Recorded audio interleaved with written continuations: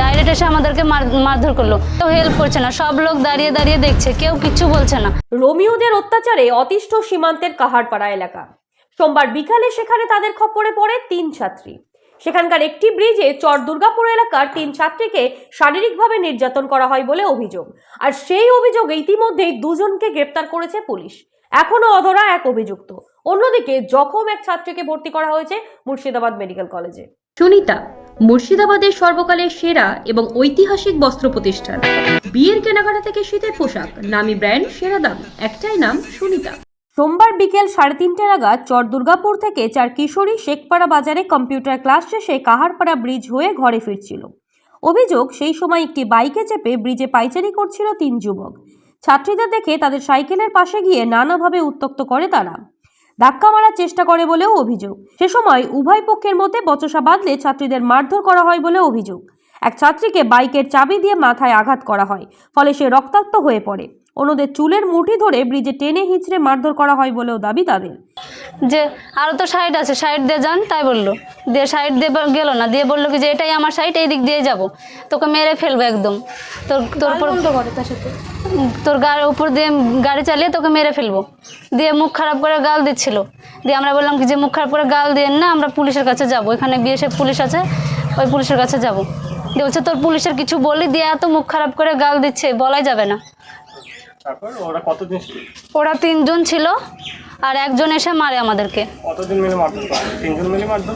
3 জন মিলে মারেনি, প্রথমে একজন এসেছিল, ওই একটা বাইক নিয়ে যে ছেলেটা এসেছিল ওই ছেলেটাই মেরেছিল আমাদেরকে। দিয়ে আমার বান্ধবীর টুটি চিপে ধরে, দিয়ে টুটি চিপে ধরে ফেলে দেয় ধাক্কা দিয়ে। দিয়ে হাত থেকে ফোনটাকে হেলিয়ে ফোনকে একদম কুচি করে দেয়, ফোন পুরো দুটো হয়ে গেছে। দিয়ে এরকম মারলো। দিয়ে আমি একটা কোনো কথা বললাম, দিয়ে আমাকে ধরে মাথায় মারলো, ব্যাগটা ছুঁড়ে ফেললো, সাইকেলকে আছাড় দিল, তুলে ফেলে দিল। আবার সাইকেলটাকে চেড়েছে, জলের মধ্যে ফেলবে তাই ব্রিজের নিচে। দিয়ে না, ওরা নেশা টেশা কিছুই করেনি, ডাইরেক্ট এসে আমাদেরকে মারধর করলো। আমরা গালও দিইনি যে আমরা গাল দিয়েছি তাই আমাদেরকে মারলো, আমরা কিছুই বলিনি ওদেরকে, ডাইরেক্ট এসে আমাদেরকে মারলো। না, কিচ্ছু বলিনি এরকম, আচমকাই এসে মারধর করলো। আমরা ভাবতে পারিনি যে এরকম ডাইরেক্ট এসে আমাদেরকে মেরে দিবে বা এরকম করবে।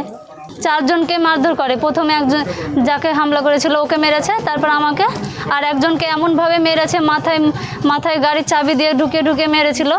ওকে রানীনগরে ভর্তি করেছে, দিয়ে রানীনগর থেকে সাথে সাথে ওকে বহরমপুর ট্রান্সফার করে দেওয়া হয়েছে। দিয়ে ওর এখন অবস্থা খারাপ, এখন একটু হয়তো ভালো আছে। তারপরে আমরা বিএসএফ পুলিশকে বললাম যে ধরুন, ওদেরকে হেল্প করুন একটু, কেউ হেল্প করছে না, সব লোক দাঁড়িয়ে দাঁড়িয়ে দেখছে, কেউ কিচ্ছু বলছে না। 3 ছাত্রীকে গোধনপাড়া গ্রামীণ হাসপাতালে নিয়ে গেলে অবস্থার অবনতি হওয়ায় একজনকে মুর্শিদাবাদ মেডিকেল কলেজ হাসপাতালে স্থানান্তরিত করা হয়। এই ঘটনায় পরিবারের পক্ষ থেকে রুস্তম শেখ, আমিনুল শেখ এবং সাদ্দাম হোসেনের বিরুদ্ধে থানায় লিখিত অভিযোগ দায়ের করা হয়েছে।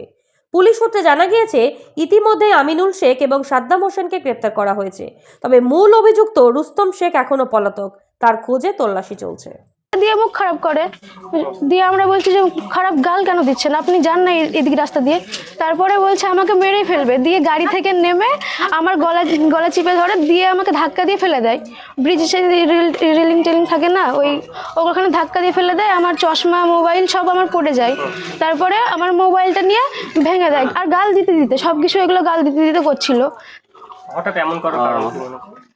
আমরা তো ভাবতেই পারিনি যে এরকম কিছু একটা হতে পারে, কয়েক সেকেন্ডের মধ্যে এত কিছু। আমরা তো কোনো খারাপ কিছু বলিনি, আমরা শুধু বললাম যে এই দিক দিয়ে যান, এটাতে এত খারাপ হয়ে যেতে পারে না। আমরা কোনোদিন, আমরা যে এত বছর থেকে যাওয়া আসা করি, ক্লাস 10 থেকে 12, তো আমরা কোনোদিন আমরা দেখিনি ওদেরকে।